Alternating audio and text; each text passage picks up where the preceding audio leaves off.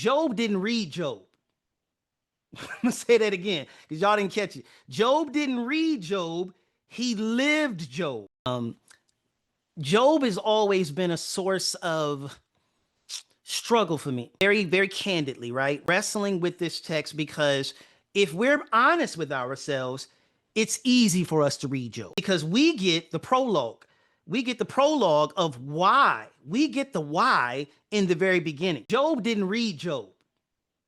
I'm gonna say that again because y'all didn't catch it. Job didn't read Job, he lived Job. And he lived it without prior knowledge of the conversation that God had with Satan. So when we read Job, we should read Job as Job was going through it. And that will help inform us of the wisdom that is in Job. All right, the dialogue between the characters has a very important goal to establish convincingly in the mind of the reader that what happens in life does not always happen either because God desires it or because it is fair. Life is not fair. Job's friends represent the viewpoint that God is not simply involved in the daily affairs of life, but that God is in fact constantly meting out his judgment through the events of this life. In other words, if something bad happens in your life, it's because you did something wrong and God is punishing you. But the scriptures do not teach that suffering is always the result of sin. They teach rather that the world is fallen and corrupted by sin and under the domination of Satan,